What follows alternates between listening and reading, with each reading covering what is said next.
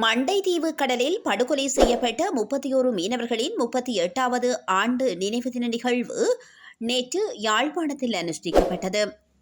குறித்த நினைவு தின அஞ்சலி நிகழ்வானது யாழ்ப்பாணம் குருநகர் பகுதியில் படுகொலை செய்யப்பட்ட 31 மீனவர் நினைவாக அமைக்கப்பட்டுள்ள நினைவு தூவியில் இடம்பெற்றுள்ளது.